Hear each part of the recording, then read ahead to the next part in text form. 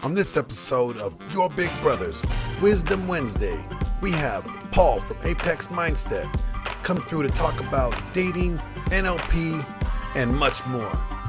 Stay tuned, it's about to go down. Yo, you're watching Your Big Brothers, and on this episode, on Wisdom Wednesdays, we got the one and only Paul Benjamin from Apex Mindset. Let's welcome everybody. What's going on, Paul? What's up, Glenn? What's going on, How you doing, guys? man? I'm doing great. Doing wonderful. We got snow on the ground here in Michigan, and I'm not even mad about it. It's nice. It's nice. What's the temp out there? It's like in 28 degrees right now, something like that. Ooh. Yeah, we hit a cold spell early this year. That's okay though. I'm over here bitching over 57 degree weather right now. No, it's that same. Dude, I got like 32. It's like 32 over here in Philly. Nice. Oh, yeah. Philly? Yeah. We're about 28 up here. Got some snow on the ground. The lake isn't iced over yet, so I'm still jumping in there.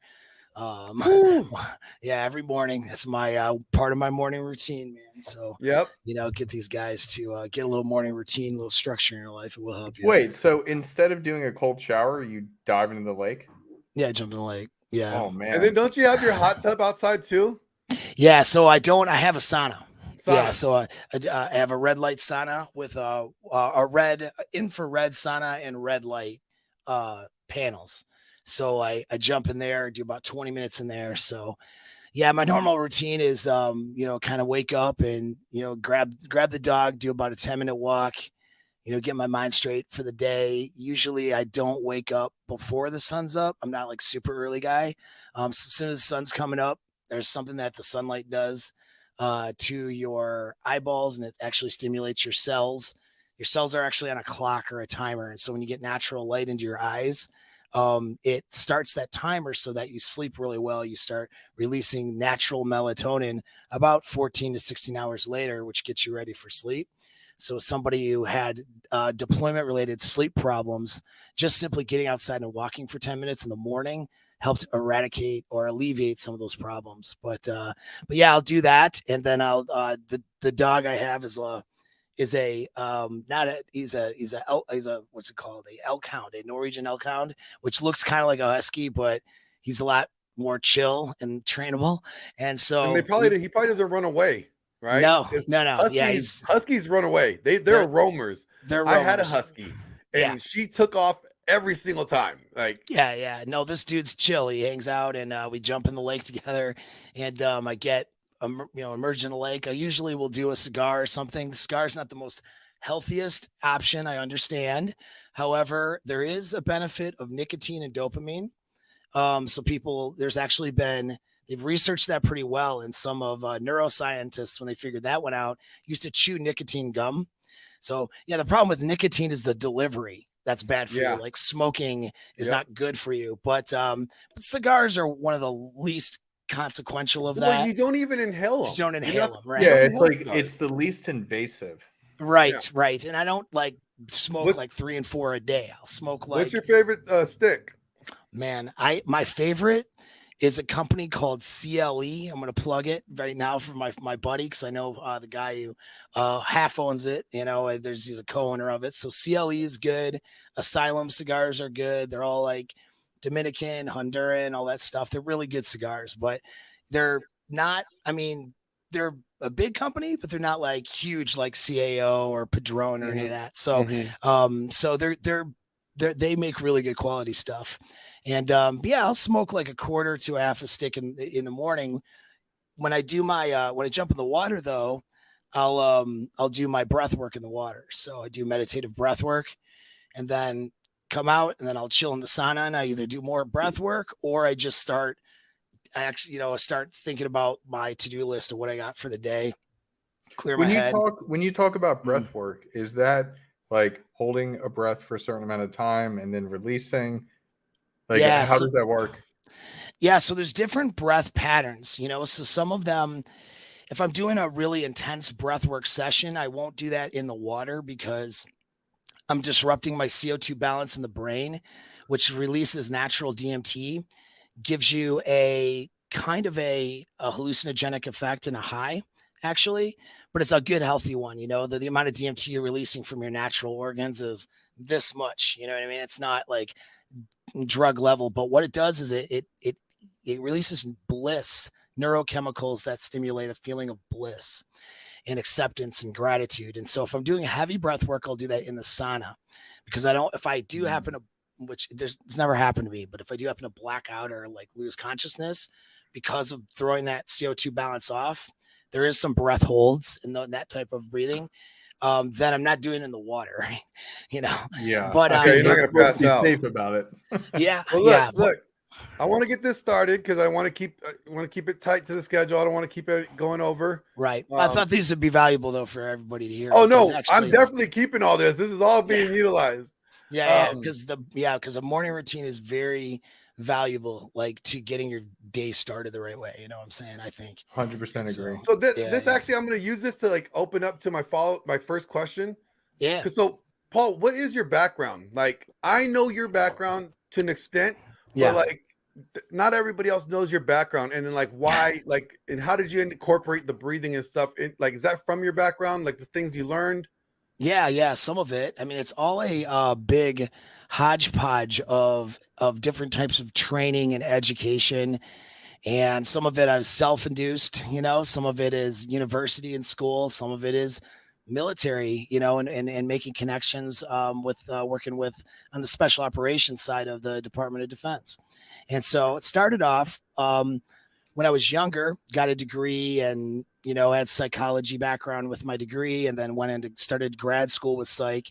And I was in a doctorate, you know, program for psychology at U of D Mercy. And, you know, that was what I was going to do. I was going to be a practicing like therapist or psychologist, or so I thought. And then I was also doing, you know, joined the military, was doing military stuff. I ended up going on deployments, and I never went back to grad school to complete a doctorate. So I'm not a doctorate or doctor or anything like that. That's good though. I didn't actually want to do that. Excuse me, clear my throat there. The reason I didn't want to continue with that track was just because I didn't want to be beholden to the APA or to steer directions into a counseling or social working direction, which now I'm beholden to those organizations. Psychology is really good. Like, for example, for researchers, you know, doing the research, I use all their research. You know, I pull their university studies. I look at how effective those studies were performed, and I use that information in my coaching and coming up with different methods for clients. They're really good for therapy, mainly with mental disorders. So what I don't do is treat somebody's mental disorder. I'm not in treatment. All right. That's the differentiating thing between a licensed therapist or counselor and what I do. What I work with is people who are either getting treatment somewhere else for a disorder, or they're already healthy and they're wanting to remove limits to their success or achieve their goals. And then there's also the interpersonal, you know, communication and dynamic aspect of that too, and intersexual dynamic. So getting the girls, maintaining relationships, all that stuff. And that was the thing, like I looked at, that was really what I was interested in mostly, was how men and women, you know, interact with each other in the dating market, in the relationships, in the sexual marketplace. Right. And so that was my biggest interest. And all of the main organizations for becoming a therapist or a counselor, they're very flawed in their approach to solving problems in the sexual marketplace. You know, they're indoctrinated with what I would consider more political beliefs, which happens in academia, but it starts to pollute the research and how they approach things. Like, you can't really get certain true aspects about female nature when it's not comfortable in a political sense to talk about it. Yeah, when it's not comfortable to really expose it. No, you like lose your career. That's how uncomfortable it is. Like, so feminism, for example, and this is really what it is. It's a feminist ideology versus an economic model. So we look at the sexual marketplace as an economic model, right? Which is, okay, there's different aspects to a person that bring their mate value up, You know, some people are going to be more valuable for short-term mating. Some people are going to be more valuable for long-term mating. And that's a model that we use just to understand how men and women react to each other. And it's a rather non-judgmental model. You know what I mean? And it's not, but the feminist ideology, they see that as a threat because they don't like the idea that someone could have a higher economic value in the sexual marketplace than another person. That a woman at 38, for example, is of lower sexual market value than when she was 22. Yeah. For long-term relationship perspective, even if she's as hot and took care of herself, for long-term aspects of a relationship, because in raising a family and those goals and stuff like that. So if somebody's value, is to raise a family, let's say, and she's 38 years old, she's of lower economic value or sexual market value than like a 22-year-old. These are not, it's not to slam on the 38-year-old woman and say she's worthless or anything like that. It's just that her value as a woman is, her reproductive value is lower at that age. It's not zero. There's a higher risk. Just biology. There's a higher risk of her, bringing a baby full to term without complications. Right. As you get older. Yes. Right. So that's all it is. And the sciences, like the harder sciences, where you get into evolutionary psychology and some of these things, which is more of a harder science than the soft science of psychology, they recognize these differences, and they're very unpopular for recognizing those things, right? And so you get a lot of this information from that, red pill borrows from, right, or whatever. A lot of that stuff is drawn from evolutionary psychology, but I'm not interested, as fun as research sounds, I'm not as interested in being a researcher. So even going back to school for evolutionary psych doesn't particularly interest me, because evolutionary psychologists aren't treating people, they're doing research. When you say that, let me interject for 1 second. Like when you mentioned that, so then how did you end up in this more red pill space? Yeah, because if you're saying that, like, everything with evolutionary psychology, how'd you end up here? Yeah, so I studied it. I was studying evolutionary psych just on my own, and I just found it very interesting.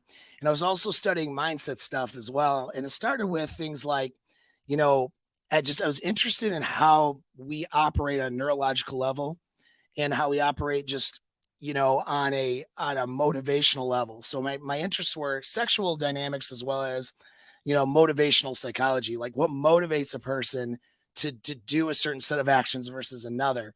Why is one person motivated, let's say, for addiction versus motivated for making $1 million this year? Like how can we steer our behavior? So behavioral psychology and something that's more or less termed neural behavioral conditioning, like how can we change our behaviors based on the neuroplasticity of our brain and stimulating through our thoughts, and through our mental models and our approaches to things. Like how can we change our behaviors to do something different? And I got exposed to this really on the military side of it informally. So we had, psychologists that would work with special forces group and guys in courses and training, to be the special forces operators and all that. And they were assessing us, we were assessing like our strengths and weaknesses and all different kinds of stuff. And then also learning things like breath work, but breath work more like to bring my heart rate down. You know what I mean? So like I could do like a double inhale, exhale right before. Just to kind of control you, to get you level headed. Yeah. Like, so before doing like actions on, you know what I mean? Some leveling breath to bring down that adrenaline a bit so I can use my cognitive functions, right? So I don't fall right into my fight or flight areas of my brain. I can maintain my sympathetic nervous system awareness and stuff like that. And so like learning that stuff was super interesting to me. It got me into like email conversations. I have to look the guy up because I don't remember his name, but he was the head of neurology over at Harvard back in like 2011, 2012. Again, all informal. We're just having conversations on how to introduce mindfulness and meditation for soldiers. Now, at the time, a lot of it was to be a better operator, basically be a better soldier, be a better, killer, if you want to say it that way.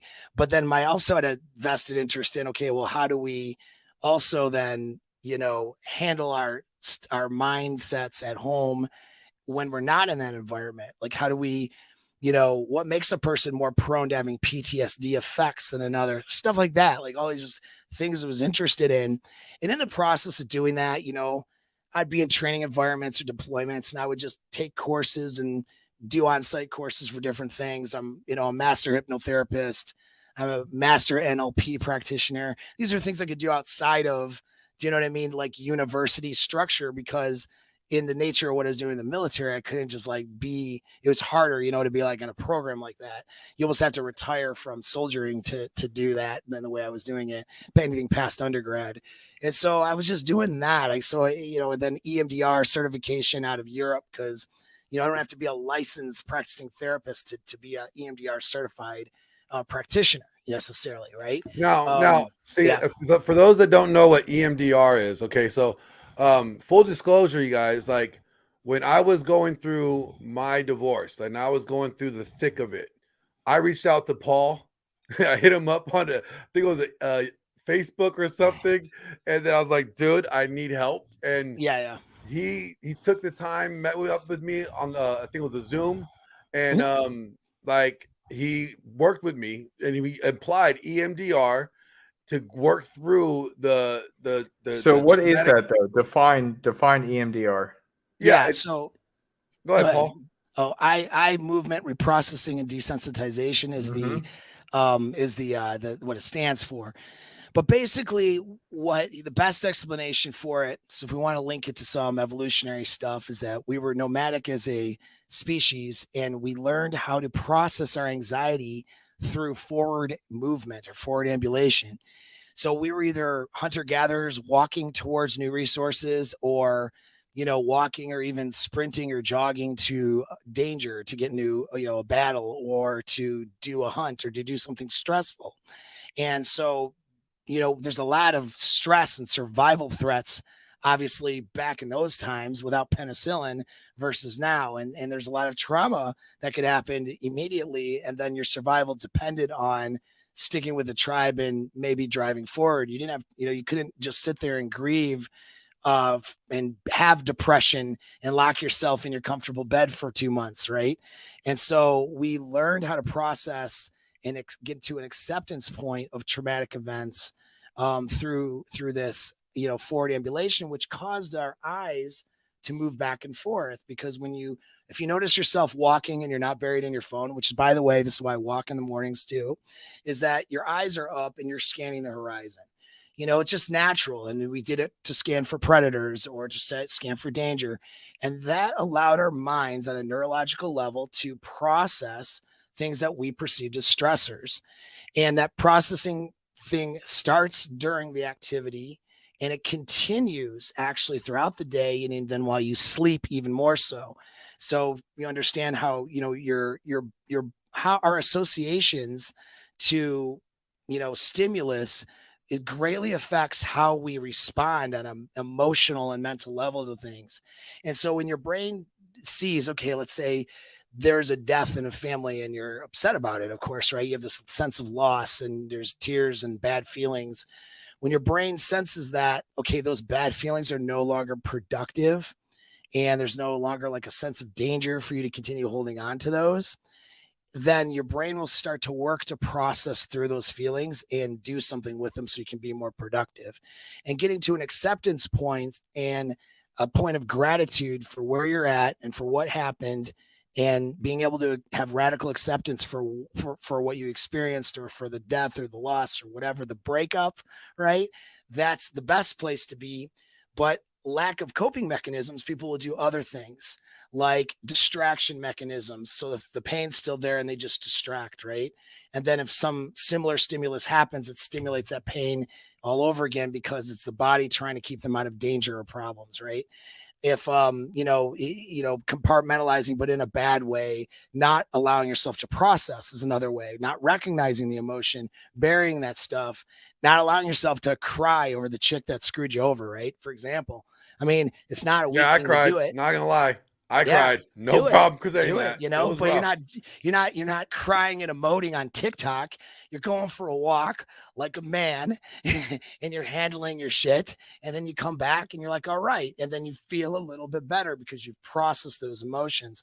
Well, that eye movement, there's something to that allows for that on a neurological level, that processing. They think it might be linked to your REM sleep, you know, because our eyes move in a similar fashion when we're in REM sleep. So it seems to be related to how we connect our neurons together on both hemispheres of the brain to store and put value on our memories and thoughts and experiences. And so it just allows you to be more mentally balanced and more self-aware. And it's just a good overall activity. No, it's interesting. I just want to say, hold on real quick, cuz. And for the guys, it may sound like he just said a whole bunch of mumbo jumbo, sciencey, like woo-woo magic stuff. It's all bullshit. Like, I kid you not, when he first told me about this, I was like, sure, why not? You know? But too. You have to go into it like willingly to give it a full shot effort. And like, I kid you not, I think we did just like a handful of sessions, like 2 or 3 sessions. And I was like really making great progress through that. Like, it really helped relieve a lot of the struggle that I was dealing with. And what you do is like you help them reframe the memory with the value, right? Yes. You know, you help them reframe that memory and place that it's like almost like you show them it a different way. Yeah. Right. Like you just it's you see it from a different perspective, you know, because that's right. You're not exactly. weighed down by that emotional weight.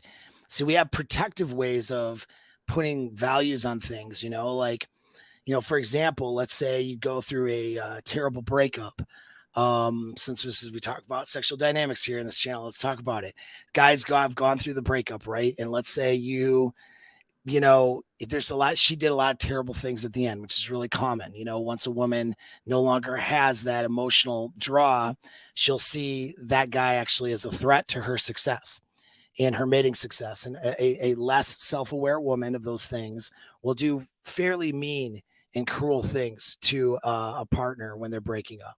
You know, mate switching and making sure he knows about it, you know, toxic texts, toxic arguments, belittling. Like, there's a lot of things that they'll do. And this person who, you know, in your head is not a bad person inherently, all of a sudden is a bad person to you.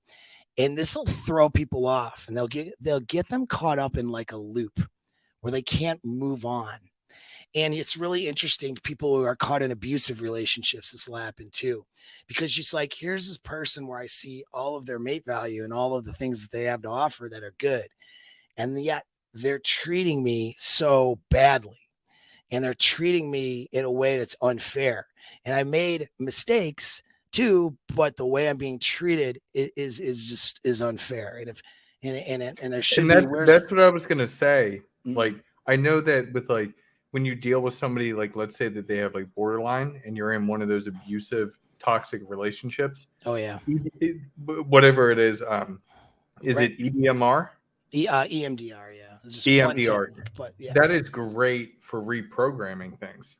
Oh yeah, sure. Because what happens is it throws off your, what I call a safe world theory, which is, okay, you have a series of beliefs that allows you to operate in the world safely, emotionally and physically, you know, and mentally safely. And you looked at this person as a partner that you trusted, and you had a belief about this person because of your neurochemical bond to them. And that person shatters those beliefs in, let's say, a toxic breakup. And now you no longer have the neurochemical bond, and they're no longer associated as that person who you can safely have these emotions for, right? And you can safely open up to, you can safely allow her to have access to parts of your resources or parts of you that, you know, you wouldn't just give out to anybody else. And that calls to question now your entire judgment of who you would allow to have these parts of you in the future, right? And so your brain becomes really confused and trying to understand, but having a lot of resistance, right, to moving on from this, because it's more critical. Like, it's better for your survival if you have a bunch of bad feelings that prevents you from putting yourself in danger again. But it's not better for your success and happiness, you know what I mean, to hold on to these things and to be caught in this loop. And what it is, it's a loop of resentment. People will be like, this person becomes the point of origin to why you can't do well with girls in the future, why you feel girls are a certain way, why you feel your mate's success is not going to be good. You know, it's because, well, she did this, she was such a bad person. And then you'll have people talk about, like, they know she's bad and that she created this trauma and all this stuff. She becomes a villain that you have to try to defeat in some way in order you have to overcome her. You have to like show, it's like almost like you never get to live in your frame because you're in her frame. As long as you're trying to live and prove to her that you are not what she says you are, or that you are not worthless like she says you are. Exactly. Or in my case, you are not unlovable. You are unlovable, you know, like she says you are. Like you're that, as long as you're trying to prove that or disprove that, you are living stuck in their frame. You're stuck. You can't get out of it. And your emotions are designed to keep you there because that keeps you out of what? The danger of doing that again, right? And having your mating success threatened. Again, it's just the way the brain is designed. Now, you know, we have to think and strategize the way that our brain is designed and use some of these tools so we can use them to our advantage rather than our disadvantage. And that the best way to do that in just a practical sense for the guys that are listening and maybe struggling with that is to start to have a lot of gratitude and love for that other person and radical acceptance for who they are. That's and radical, right? And radical acceptance for the death of that relationship. So if I had a friend of mine that, which I have had friends of mine, right? I've, who've done things to themselves that make them no longer living with us. Let's say could be drug overdose, could be self-selection. Okay. Something like that.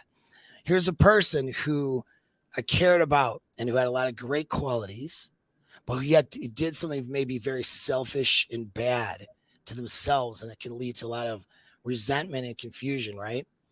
But since it's not a romantic relationship, it's easier to not get stuck in that loop. So most guys who can identify with this will understand, well, what did you do, right, to get through that? Well, you focused on the good qualities of that person, right?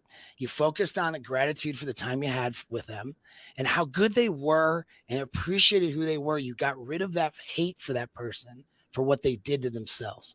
And by getting rid of that hate and appreciating them who they are, but also accepting that this is no longer exists anymore, this person's not here anymore, that's over with. What that does is it allows you to forgive them for the things that they did. And forgiveness is forgiveness. Right. And forgiveness is for you. It's not for them. And so now apply that to the breakup. You appreciate and have gratitude for who she is. You have a love for her for who she was and who she was to you. And you have an appreciation and gratitude for the experiences of the relationship that were good. The ones that weren't good, you have radical acceptance for it.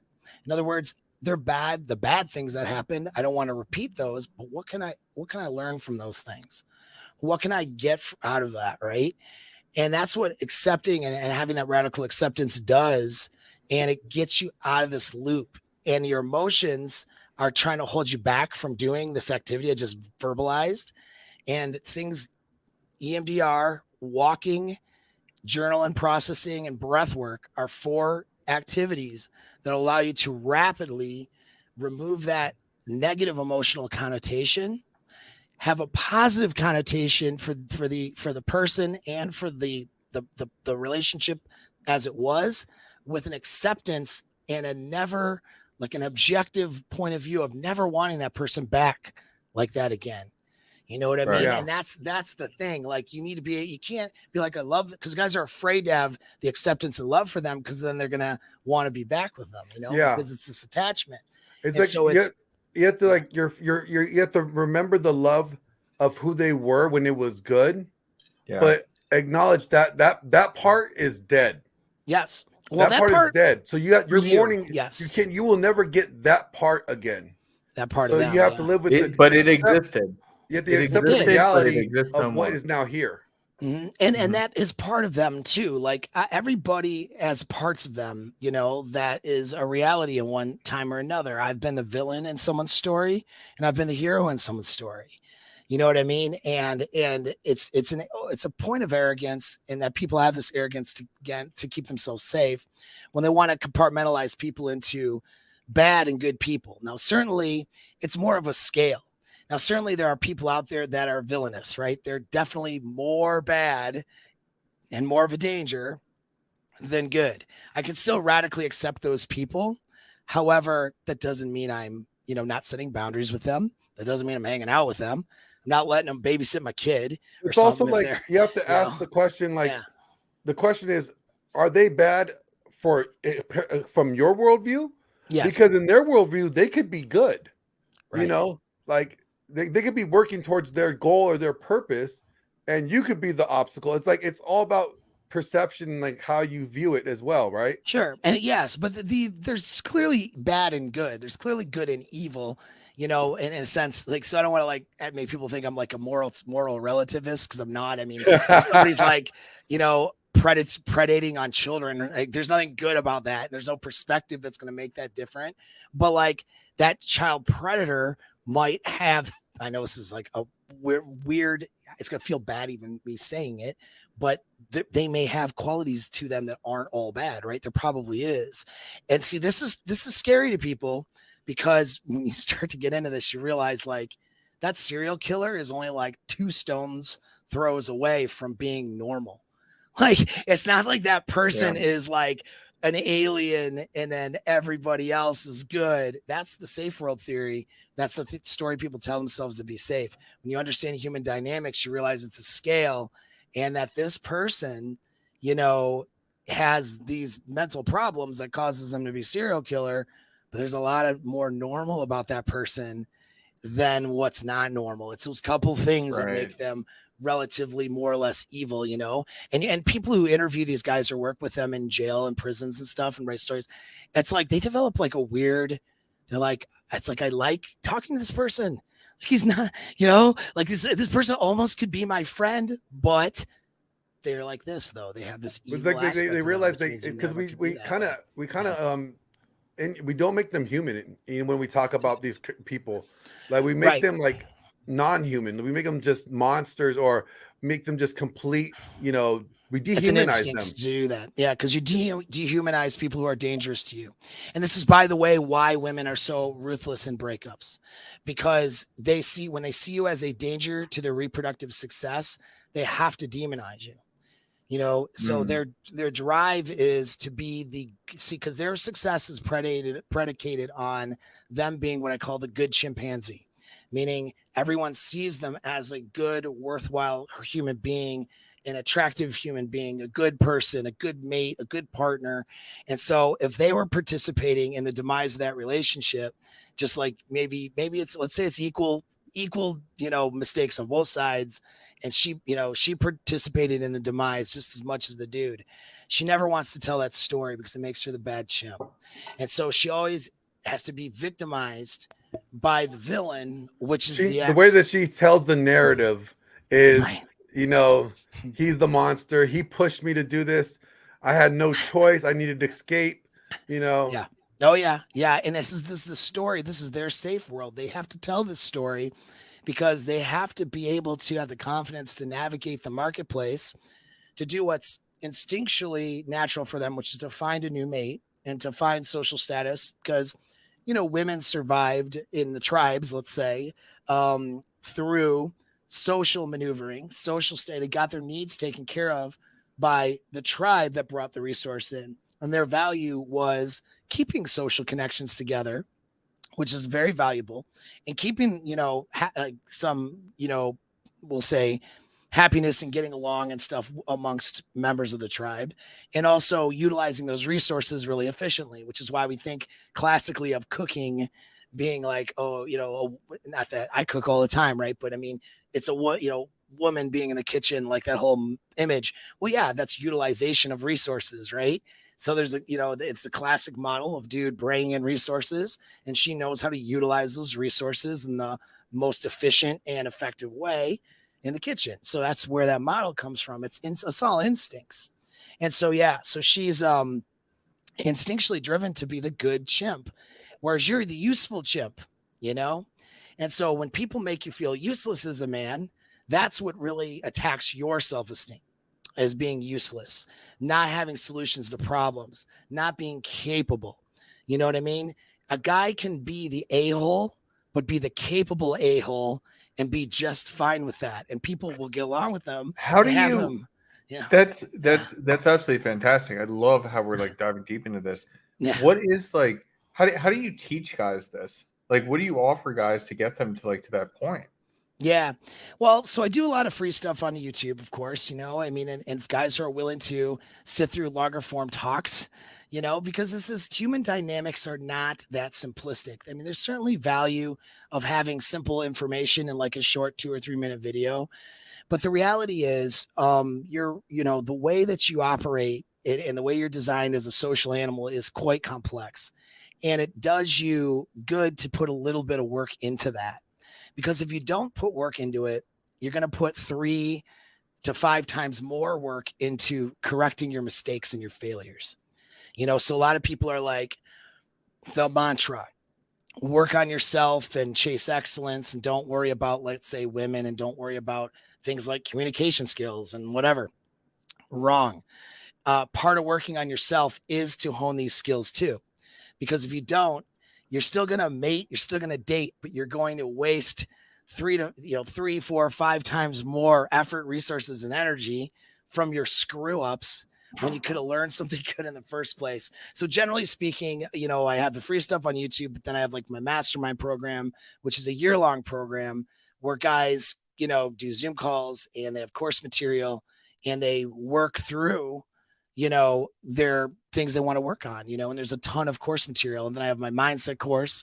And so I have courses where guys can gather this information and work through it. And then I have, one-on-one coaching more or less through group coaching. And then in my group, they can access me for one-on-one sessions at a lot cheaper rate than I offer the public. And that just, I don't mind doing stuff for the public, but it's an issue of time. And my time ends up being in high demand. So it ends up being expensive to talk to me outside of a group. Whereas trust me, I can barely get him to answer a text message these days, you guys. Like, he is so busy. I know, we're like friends. Yeah, I know, and so it's like, yeah, so it's about, compartmentalizing my time too. So I'm most effective for each person, like I don't want to show up to help somebody solve their problem and be less effective because I'm tired or, I've got too much, other stuff I have going on or thinking about. So I have to compartmentalize my time really well. And I do that through those groups, So like we have the master, not to like plug, but we're going to plug it. No, we're going to plug anyway. Plug away. Yeah. I got the Alpha Mindset Summit I'm going to do in December. So if guys are over at Apex Mindset on YouTube, you get the announcement on the email list and stuff when that's happening, when I'm going to open that for enrollment. And it'll be the mindset course. Plus we're going to do some Zoom calls. And each one will have a topic and then a Q&A, help guys get their inner game together for the 2023 goals, because, this time of year is tough for a lot of people, you know what I mean, who are struggling or not doing well. So I think that's good. And you also got the seductive course. Hold on. Let's not forget that one, because that was the one that you threw at me. That's the group that I'm in. Yeah. That's the email. Yeah. You're on the Facebook group for it, but yeah, we do Zoom calls and they have course material for it too.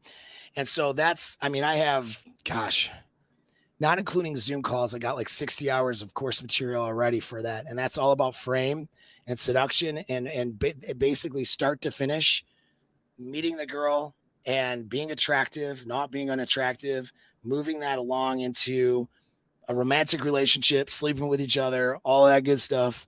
And then if it makes it past that point, right, long-term relationship stuff and handling and planning for long-term relationships and keeping, that attraction going and minimizing problems and conflicts as things go along, right? And so, and there's everything from mate selection, everything else. So, and it's all about frame and how to utilize frame. And if you go to any of my YouTube videos right now, like that I've posted recently, there's a free webinar on frame. That's kind of the intro to, you want to join this group, watch this free webinar. It's not just an advertising piece though. Like it's about 50 minute long webinar on frame, and it explains frame really well. Like I recommend anybody just do it, even if you don't join the group or anything, because it's solid stuff. I've watched it. Like I've watched it. I watched it, I think, twice so far now. Yeah, it's good, because man. Frame is literally the most, in my opinion, one of the most important things to have. You can't do anything without establishing frame first and understanding what frame is and how to run with frame. But Paul, like in this space, like, okay, so we got a lot of this space, the red pill space or the manosphere space.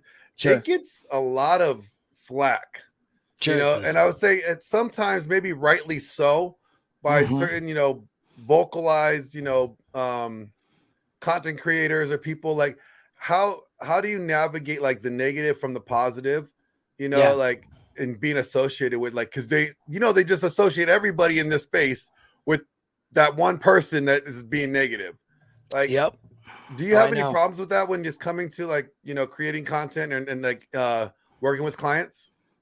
Yeah. I have. So the biggest challenge I have really is more or less actually getting my message and what the things I work on guys with more public.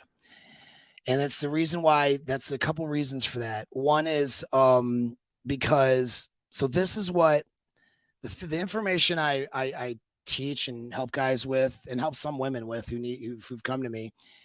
It will help you be successful, but the consumer marketplace actually doesn't really promote that success. Just think about it. We used to be, a labor-based economy where the nuclear family kept at least usually the guy working, into old age, right? And then hopefully retiring to take care of his family and extended family.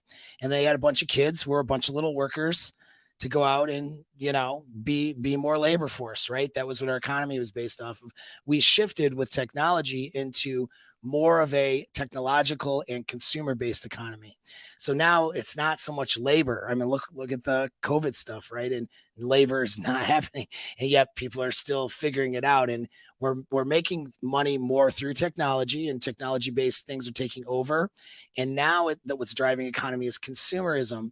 So like more so. So how many more things are you buying on Amazon if you've been divorced 3 times?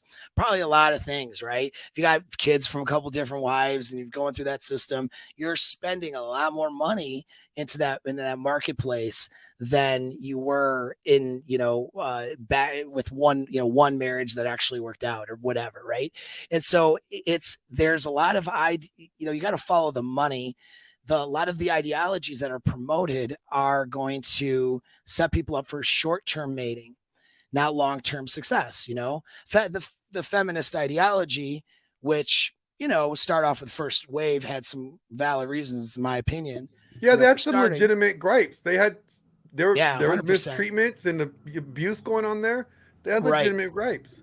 Yep. But now the image of what makes a woman valuable from westernized feminist ideals is not what sets them up for long-term relationship success. It just doesn't. It sets them up for short-term mating, maybe, or no mating at all if they're not physically attractive.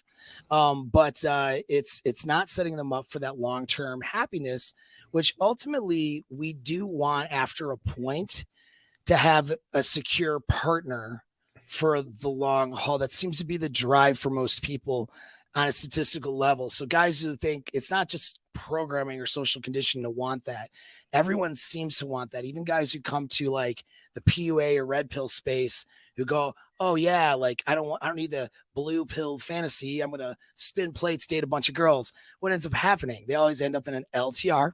And I end up getting their call a year later. And they're like, my LTR is dumping me because she found out I had plates in the beginning of the relationship. And I'm like, okay, well, let's talk about this now. Right. And so ultimately, with women particularly who drive the marketplace, because they're generally the selectors, if you look at Berfalt's law, when they're younger, mate switching is more economical for their reproductive success because they're at the highest value in terms of the way they look. So let's say they go with this guy and then they mate switch him because it gets dull and she doesn't like the way he handles an argument or something or whatever. Well, the next guy might be higher value too, right? But if the next guy's lower value, it's like, oh, well, I'll switch again. Oh, well, you know what I mean? So from that side of it, well, we're not designed to live past like 30 or so.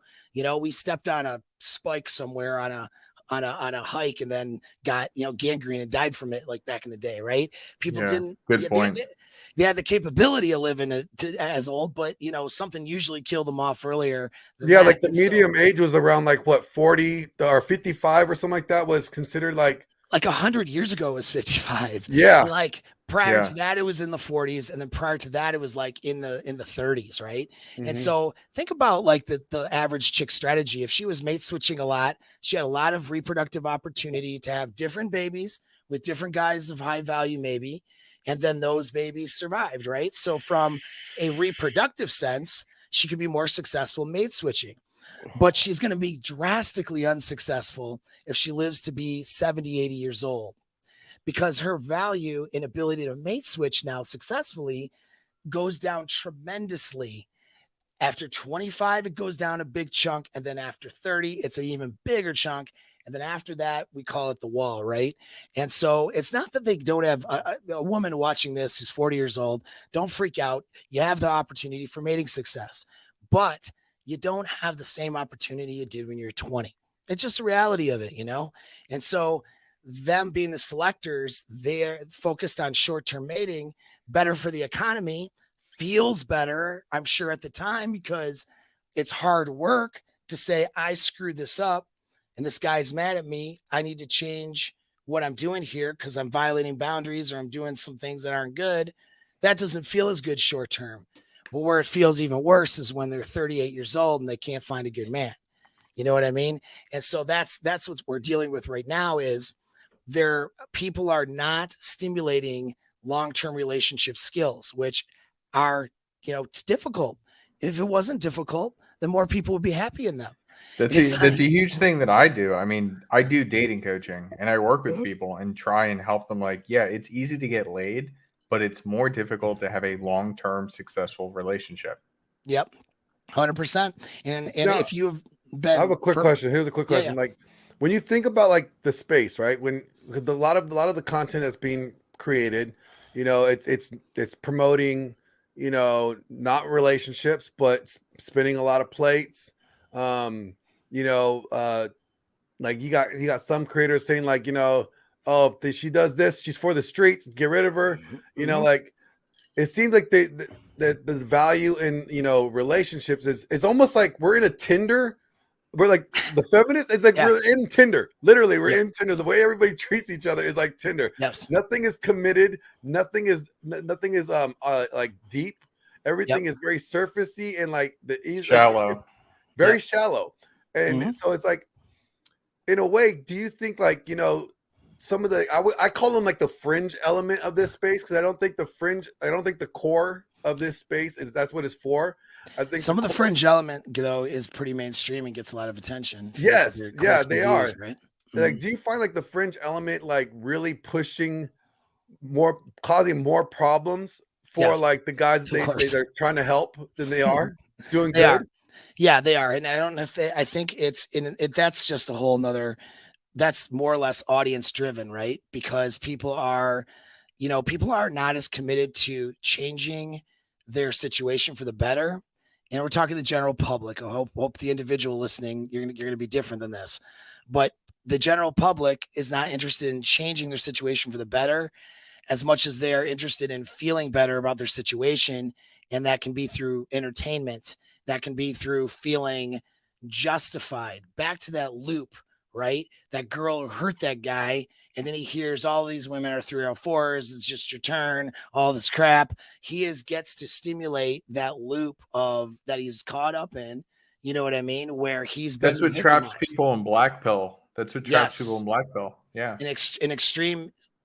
Glenn's muted there. Sorry, Glenn. That's what feels like what Kevin Samuels was doing with the women, you know, like calling them out. But I mean, I didn't never thought what he did was wrong. I thought he was being authentic and true to them. But it's like the only reason why he was so successful is because all those guys that were burnt and were stuck in that loop, right? They like watching it, and all the women too. Like, yeah, they got her finally. Well, anything that creates a opposing view conversation is what's entertaining, because people don't like to think 5 steps into something.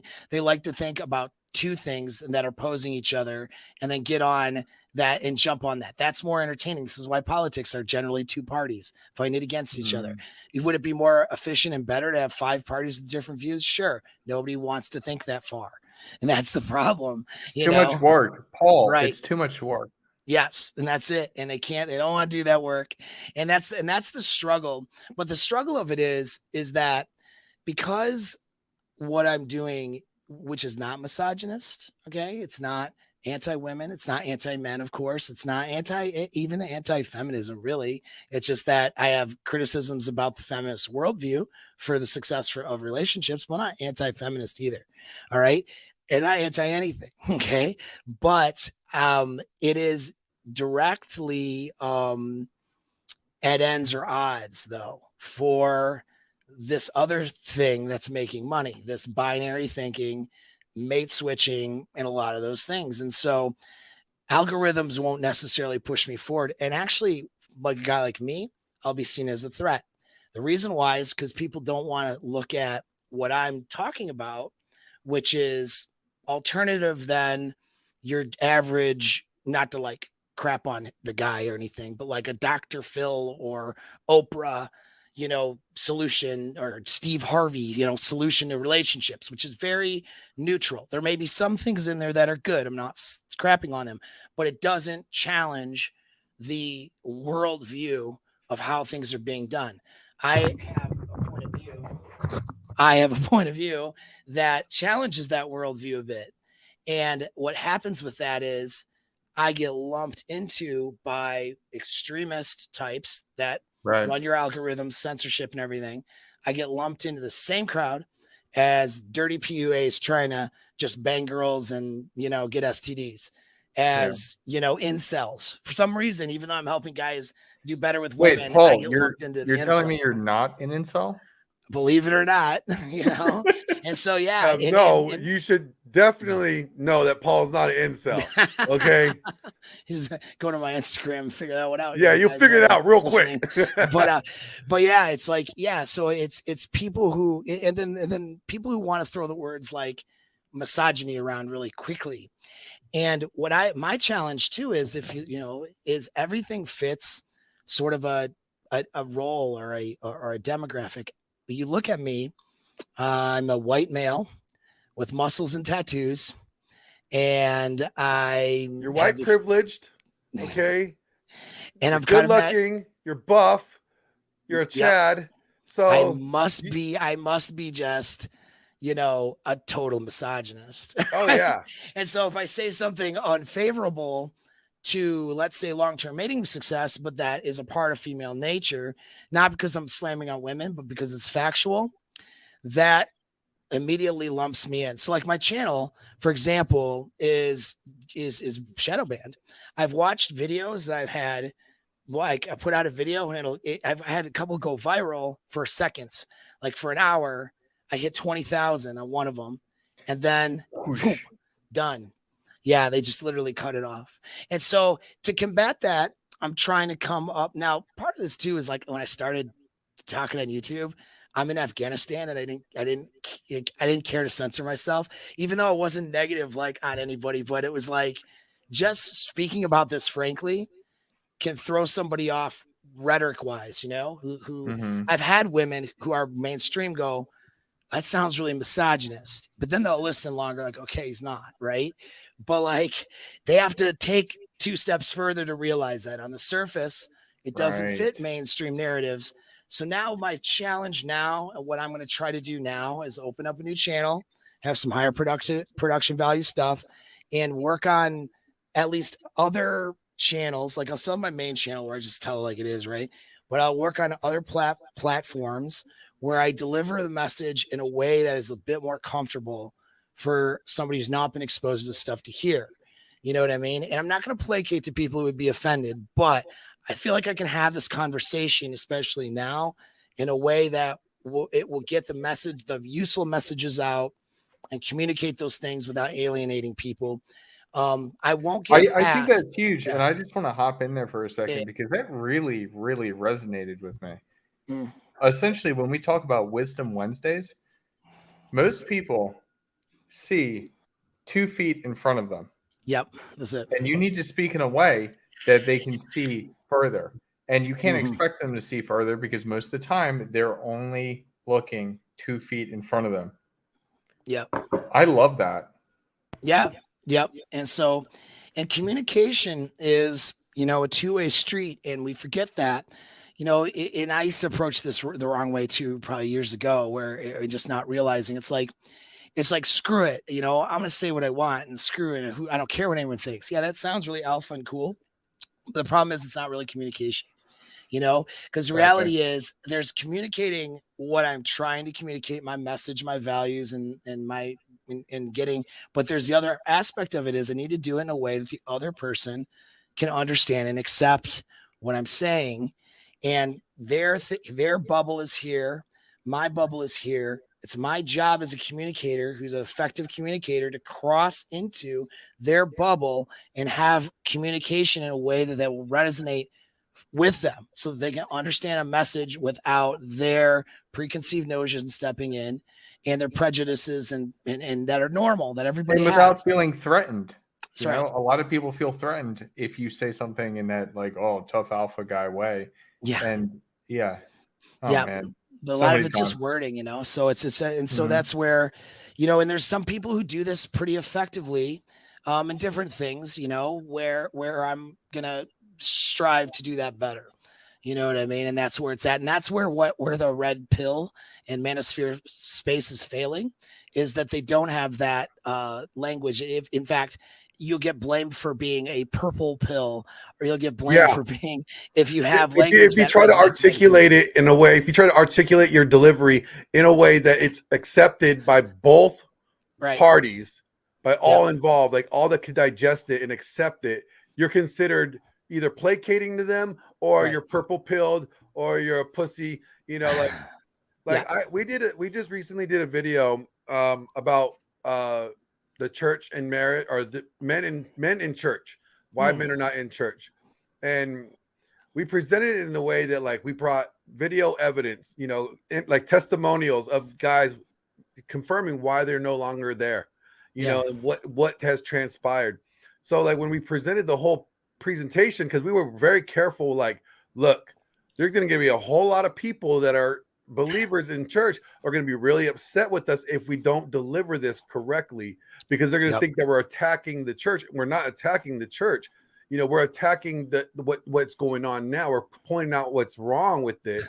And it's not the religion, but in the actual structure of it. You know? So it's like, you have to have the know-withal to know that how you approach and how you deliver what you're saying could either fall on deaf ears and be rejected, or actually be received and actually improve and help. Yep. And so it's funny, Glenn, as you're talented with this, being a person who's in Hollywood, right? Because part of acting is sending a message and emotions and things that resonate, you know, that other people can resonate with those things and have empathy with those things. When I come across as something as a salty NCO former grunt, or still kind of a grunt, and it's like some guys there's going to be a portion of guys who want to be like the alpha guys, that they're going to idealize that. But then there's going to be a whole subset of a bunch of other people who are just going to be threatened by it, you know, and they're not going to have empathy for what I'm in understanding of my perspective and why I'm saying what I might be saying. And so it's like, and that's a real talent to be able to do that. And that was a mistake of mine when I first came out is I didn't care about it because I'm just this guy, like in a teaching or instructional format. And even in a coaching format, it's like, F you, bro, you got to do this and quit being of this. And you got to do that, bro. Like, hey, this is what it is. And I'm compassionate, but I cut right to it. And, I don't bullshit around, but, when I game though, and when I'm talking to a woman that is somebody that I'm dealing with, that I'm with, let's say sexual partner or long-term relationship, do I say, hey, grab your shit, we gotta F and go, and you're too, you know what? Yeah, no, right? Because that's not good game. It. Okay. Now, I mean, there's sometimes when I'm assertive at the right times and authoritative, she won't always like that. Sometimes she really likes it, if you know what I'm saying, but it depends on the context. But, I have to calibrate my message and how I talk to her in a way that she receives the message well. And in sales, I was a sales trainer for was another life of mine. Part of it was the NLP stuff, right? So as Berkshire Hathaway, in the real estate arm, I was going to branches and helping people, train people how to sell. And so if I'm trying to get someone to list with me, I want them to see my value as a listing agent, not have to challenge them on whatever stuff they're doing that I don't agree with, or tell them, hey, bro, you're stupid if you go with them. You need to go with me. You know what I mean? I can't be a grunt about it. I need to communicate in a way that they understand my message and that's productive. And we do this with women. That's part of game. Mm-hmm. Why aren't we doing that when we as content creators, when we put a message out and we want it to resonate and I want light bulbs to go on? And some people are really good at this. I won't mention their names because I don't know if they're actually good people or not, but I've caught a few people who have talked about some of these different messages and they're more like they've been in Hollywood or they've been in media personalities. I'm like, now that I'm looking at how they deliver a message, they're really good at it. And I admire it more than I did before, so that's something I'm personally want to work on for myself. That's my biggest focus because I do dating coaching. I work with guys and I try and help them, and noticing that, if you do the brute force method, it doesn't really work. And I used to start that way. And it's like you have to know your audience too. Like exactly. If you're talking to a specific person that and you could visually see in person, and you can see that they could take that bruteness of a delivery, then you could give it to them. But if you're on the screen, you don't know who's watching you. You really don't know. So it's like you have to tailor your delivery to be firm, but also compassionate. You be like factual, but also hopeful at the same time. You just can't just, this is it. It's one of those things, but so we're about at the hour mark and I didn't want to keep you any longer. Huz, do you have a question for him? Like one more question? Cause I'm gonna have a question, then we're gonna wrap it up and then let him go because it's Saturday and he has his son over there. So I want him to get back to his family. So Huz, you got a question? So first and foremost, I just want to say thank you so much for being here. I really resonate with you. This is absolutely fantastic. Awesome. I want to ask you, what was your biggest struggle to get to where you are today? Oh man, biggest. I had so many of them though. Hey, you can list off a few. It's fine. I don't know where to start. I'm a product of a lot of bad decisions too. Really, that's the thing about it. I've made so many mistakes to get to where I'm at and to conclude a marriage that I probably shouldn't have gone into. Now, I actually get along with my ex-wife really well, so it's not like a detriment to me now. But caused her a lot of pain, caused me a lot of pain in the short term. You know what I mean? And I'm not unsatisfied with the results. I got a great son out of it and a great relationship on a platonic level as a co-parent with her. But that's one thing that really will put a stop to a lot of things for me. And, I think maybe challenges, some of the biggest challenges would have been changing my mindset of how I looked at work and how I looked at financial success too, because I'd always been somebody who was like a laborer, you know what I mean? Like it just worked. I was a worker guy. And my concept of working and making money and being successful was like the whole Gary V sort of mind, grinding it out and embracing the suck kind of stuff. Cause we did that in the military, and that resonated with me when I had a lot of, troubled things about my childhood that, sucked. And so like this idea and being able to do that, I always thought that's just how you're going to be successful. And I realized that you can only get so far with that. And that was the thing. The idea of doing something that you're really passionate about, that you can get lost in, and that's intrinsically rewarding. And then that also compounds a lot of, monetary success for you, which allows you then to do even more and at a greater scale of the thing that you're passionate about. That's the real success that you can get to. And I'm on that road now. And I think that was probably the hardest thing to convert over, was that whole idea, like that it can be a reality. And it's weird to think about, like back when I was in Afghanistan and I could only take 2 or 3 clients at a time, and I would charge them money for it, and felt weird. And like, I'd get on YouTube and I had nobody watching me. You know what I mean? And it's like, well, and I was just intrinsically rewarded by helping people and doing it. So I just did it, even though it took me that a year before I started seeing any success from it.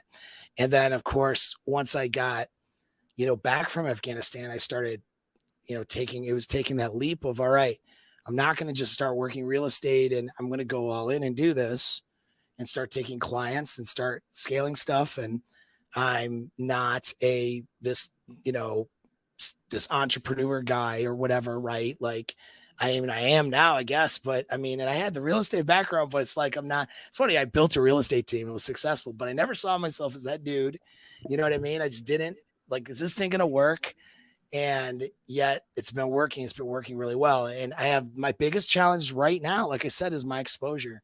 I am put in that category, just like you guys too, I'm sure will be, in a category of, people that need to be banned, by corporate censorship, all of the social media platforms, we need to be banned because we're harmful somehow. And our messages are misogynist or harmful, and we're not, but there's people that get lumped into all of it, and we are just in that category. And it's the challenge now. My biggest challenge is going to be to separate myself from people in the space that are in that category of negative misogynist bullcrap and sensationalism and all that stuff, and to be seen as somebody who really has an inclusive message that's going to help out everybody, And I think that's probably my biggest challenge now. But man, there's been so many of them. It's hard to say, but they're all good. I'll say this, like if there's anything that we could do to help you, we're definitely going to be plugging you. I mean, I appreciate it, man. Thanks. I still watch and I listen to all your videos. I try to get on your live streams every once in a while when I can. But it's fun to have you on too. Yeah, well, that's the thing. We'll just keep, and vice versa, man. We just support each other to do well. That's the best thing you can do is, I just support, people who I think are trying to do the right thing, and then I just keep doing the right thing myself, and people who see it will support me, and eventually it'll get there. You know what I mean? That's what we're all here for, right? We're all here to help men. Yep. So I don't understand what the negative message is all about, because we're just here to help. That's what it's all about. The fact that you said to help men is already going to resonate badly with people, and that's the crazy part about it, right? Well, yeah. You see what I mean? We actually have to change our rhetoric in a way. Like I have to say, because the reality is, though, you're here to help men, but in helping men, we do help women. Yep. Because how many women have good options right now in dating? I mean, any women watching this are going to tell you, that catch a wind of this, they'll agree, like, no, it sucks out there, and it does, because guys don't know how to show up and be attractive and be good partners. And so in the process of helping men, we are helping women. And if like I'm here, this is a good conversation, and I'm not offended by what you said at all. But like when I do a production valued video, like I have to watch how I say that. Oh, I'm here to help men, right? Oh, men's coach. Incel, MGTOW, whatever. It's filed in a way with the rest of the crap, right? Misogyny coach. Yep. You know what I mean? So it's like, because like the way, like for instance, like when I was talking about marriage, it's like here we know how Rolo says that he cannot support the way we do marriage today. Yes. Right.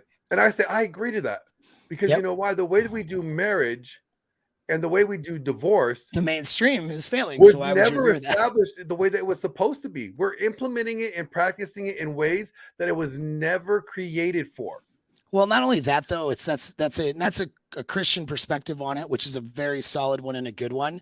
But we are in a different time, which means you can take your Christian perspective and apply it to modern times, make it work. I've helped Muslim and Christian traditionalists in getting prepared for marriage and getting married with success. I've seen it. I've watched it happen.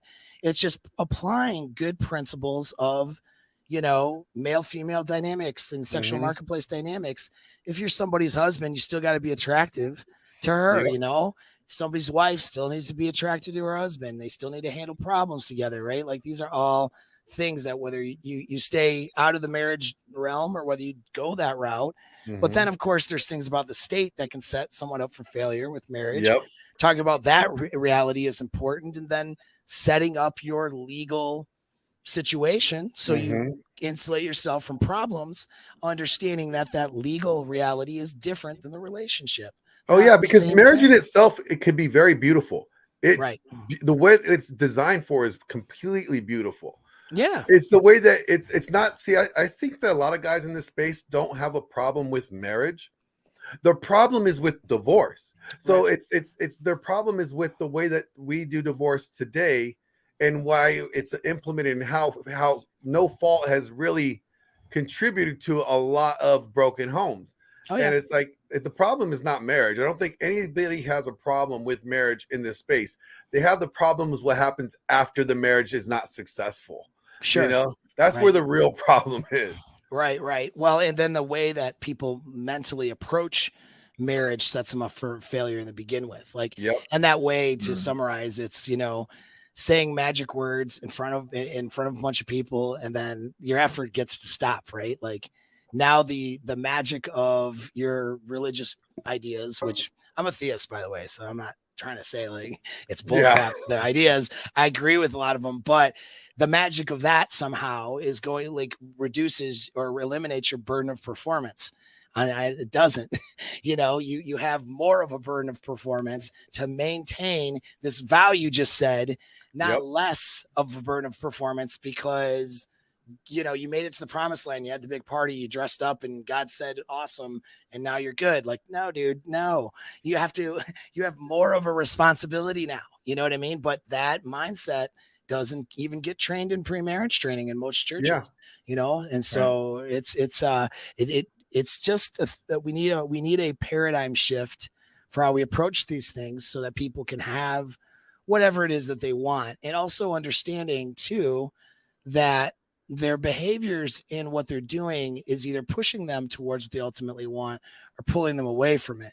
And that's another thing too. Like you can't have just everything, we're a little bit spoiled. I had a guy in my community go, how is it? How do you guys do, do monogamy? I want to do monogamy. How do you do monogamy and like not sleep with other women? Like how do you guys content? And I'm like, you say no to the sex, bro. Like what? Like now there was actually more to it, but it's like this idea that I have to have all of the benefits of monogamy and all the benefits of sleeping with somebody else because I'm high value of some sort. Or so I think I'm high value. Right? It's not correct. It's incorrect. What I tell people when they do relationship structures is it is everything. There is no perfect solution. Everything is a trade-off. You do full monogamy, tons of benefits from that, but you're trading something off for that too. And with that trade-off, it's going to create, problems to solve. Now you can do a soft harem where let's say you and your LTR partner maybe play with other girls or whatever, Okay, cool. But then there's a trade-off there too. And there's problems that will need to be managed. The only, and you could go down the line in every potential structure, full harems where dudes have multiple wives, open polyamory is a trade-off. I argue though that open polyamory is not the trade-off that a man should take for an LTR situation. It sets them up for ultimate failure based on our brain wiring. Maybe that's a topic for another show. Well, I was gonna say that's another topic, because I think that pushes more closely to the bonobos, and I still want to get on a topic with you on that, because I remember I still have the research that you sent me. Yeah. So I definitely want to dive in that with you. Yeah, that's a good topic. Really fun. That's gonna be a real good one. But okay, we're gonna wrap it up. It's been an hour and 15 minutes, Paul. I really appreciate you. I always said, when I tell people about what I went through, I always point out to you that, look, hit up Paul from Apex Mindset. He'll get your mind right. He'll get you squared away and get you moving on. So I really appreciate you from the bottom of my heart. Truly. I look at you as an older brother. I think, I'm older than you, maybe by a year. I don't know. Yeah, probably. I think you are. I'm 44. So. You're my shorter, bigger brother. Yeah, okay? Something like that. Shorter, bigger brother. Yeah. You're pretty jacked. I have maybe something's wider somewhere. I don't know. You're throwing up a lot of weight right now, though, so I need to get on your program. Oh man, but no, I really appreciate you. Everybody that's listening, check out, if you're not following Paul from Apex Mindset on YouTube or Instagram, you need to. And I have to say, just through this, oh my God, Paul, I knew about you. I watched some of your stuff. I resonate with you so much. And I encourage every guy out there who needs to just level up in life. This is your guy. Thanks, brother. And I mean appreciate that It means a lot to me, dude. Yeah, thank you. It's awesome. So, yeah, guys, so until next time, peace out, follow Paul, and go lift some weights. Hell yeah.